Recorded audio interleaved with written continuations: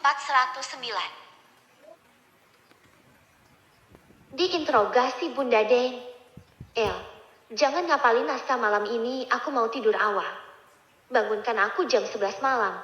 Jangan kelewatan. Ada misi penting. Pesan Brianna segera memasang kain masker penutup mata untuk tidur lalu mendengarkan musik lewat headset. Elena mengerutkan kening. Terus aku suruh bangun jagain dia sampai jam 11 malam gitu. Gerutu Elena pelan dengan wajah dongkol. Kemudian Elena masuk kamar mandi lalu menghafal naskah di sana. 2 jam berlalu dan saat ini masih jam 10 malam. Elena keluar dari kamar mandi dengan wajah terkantuk-kantuk. Dia cemberut melihat Brianna tidur nyenyak. Wajah Elena tampak basah karena dia sempat ketiduran di kursi dekat wastafel. Naik ke tempat tidur lalu menyalakan alarm, Elena pun memejam. Tak lama dia sudah terbang ke alam mimpi. Namun tepat jam 11 alarmnya berbunyi. Elena mencolek-colek bahu Brianna dengan setengah terpejam. Apa sih ganggu mulu? Gerutu Brianna. Seketika Elena membuka mata sempurna. Udah mending gak aku siram AR. Tadi minta dibangunin jam 11. Dibangunin malah protes. Elena kesal. Oh, iya ya aku lupa. Brianna segera bangkit dari kasur bergegas ke kamar mandi untuk mencuci muka. Elena sudah kembali ke alam mimpi.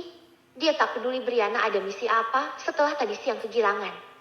Brianna mendapat bonus banyak perhiasan dari Pearly Corporation karena telah memenangi event desain berlian.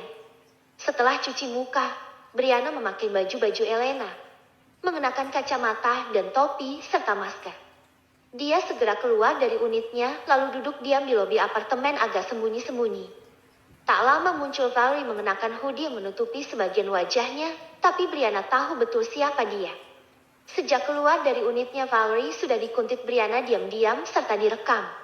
Benar saja sesuai jadwal dipesan yang dibaca oleh Brianna di history chat Valerie. Seorang lelaki setengah tua menjemput Valerie di depan lobi. Val, kamu sungguh menjadi peliharaan om-om senang. Batin Brianna miris. Brianna terus mengikuti Valerie hingga masuk ke sebuah hotel dan berakhir bermalam dengan lelaki setengah tua tersebut. Serta tak lupa Brianna merekamnya dengan jelas. Keesokan harinya Brianna lebih sibuk lagi pergi menuju kafe tempat pertemuan Galen dan Valerie. Galen dengan istimewa sudah reservasi meja dan Brianna harus merogoh koceknya untuk membayar salah seorang waiter pelayan lelaki di restoran tersebut. Letakkan kamera ini di mana saja yang bisa merekam pembicaraan kedua orang ini. Brianna memperlihatkan foto Valerie dan Galen. Oh, biar nanti saya letakkan di sebelah mejanya. Tiap meja ada vas bunga dengan bunga imitasi yang rimbun. Di sana tidak akan ketahuan. Kah? Ucap teguh sang waiter tersebut. Mungkin 1 jam lagi mereka datang. Letakkan saja sekarang. Aku akan menunggu di meja lain. Apa bayarannya cukup? Tanya Brianna. Sangat lebih dari cukup. Kak, ini bisa saya jadikan modal membeli seserahan untuk calon istri. Sahut teguh tampak senang. Baiklah. Kau mau menikah? Nanti akan kutambah jika misimu berhasil. Brianna mengedipkan matanya. 1 jam berlalu. Galen dan Valerie tiba di restoran. Brianna yang sejak kemunculannya memakai masker diam-diam memperhatikan gerak-gerik kedua temannya. Pertemuan Galen dan Valerie tidak berlangsung lama. Tapi jelas jika Valerie menolak amplop tebal pemberian Galen. Kenapa kamu tolak uang itu? Val, kau merasa bersalah padaku. Gumam Brianna pelan. Tampak Galen setengah memaksa agar Valerie menerima amplop tebal darinya, tapi Valerie dengan tegas menolak. Dia malah pergi lebih dulu dengan tergesa-gesa. Baru kemudian Galen pun pergi meninggalkan restoran. Teguh dengan cekatan mengambil kembali kamera yang dia letakkan di sebelah meja Galen lalu memberikannya pada Brianna. Brianna segera memasang kamera pada perangkat ponsel lalu mendengarkan isi rekaman. Kerja bagus. Mereka juga tampak terlihat di kamera. Brianna puas. Dia memberikan tip lebih untuk Teguh. Tentu saja Teguh sangat kegirangan. Dia berjanji perihal kamera adalah rahasia yang akan dia pegang rapat-rapat. Brianna kembali pulang dengan perasaan lega. Valerie masih menjadi temannya.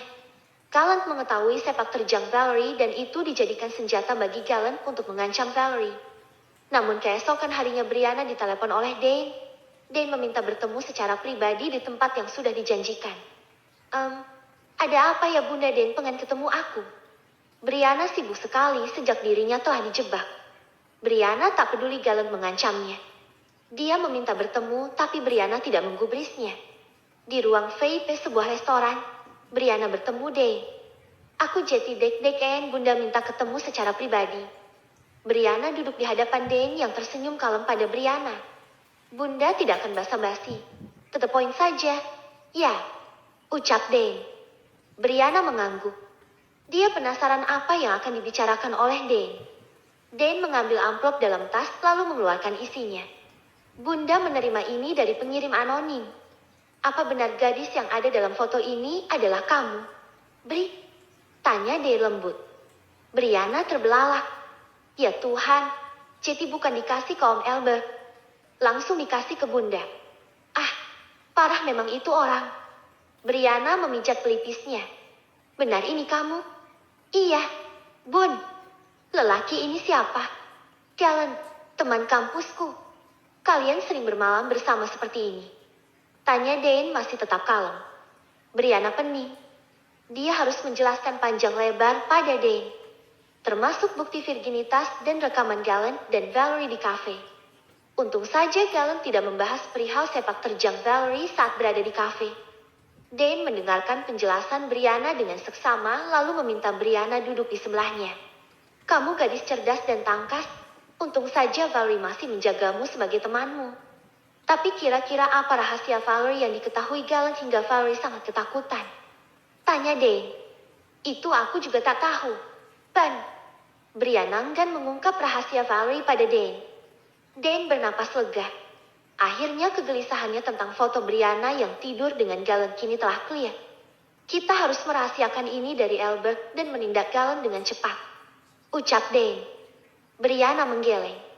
Enggak, Ben. Biar saja Galen mengirimkan foto ini pada Om Albert. Dan, kamu kenapa memanggil calon suamimu dengan panggilan Om? Panggil yang lain yang lebih mesra. Titah Dane tegas. Aduh, panggil apa ya? Ben. Brianna mengekeh tersipu. Om itu panggilan kesayangan aku untuk putranya Bunda. Elak Brianna.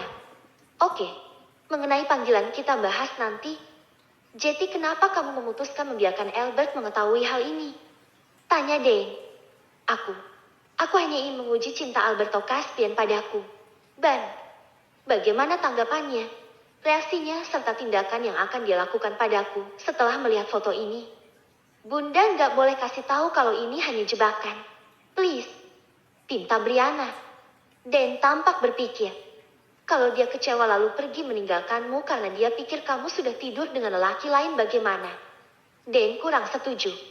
Ya, berarti kami tidak berjodoh. Sahut Brianna santai.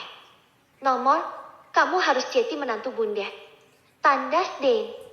Brianna merasa bahagia karena Dane begitu menginginkannya menjadi seorang menantu. Makanya itu, Ben. Ayo, kita uji seberapa gentle calon suamiku melihat ini. Brianna bersikuku dengan rencananya. Kalau sampai Albert kecewa dan pergi, Bunda yang akan membeberkan semua jika ini semua hanya jebakan. Oke. Iya, Ben. Terserah, Bunda. Sahut Brianna. Dane bernapas lega. Dia lalu memeluk Brianna erat. Dane sangat menyukai Brianna dan berharap gadis itu menjadi menantunya.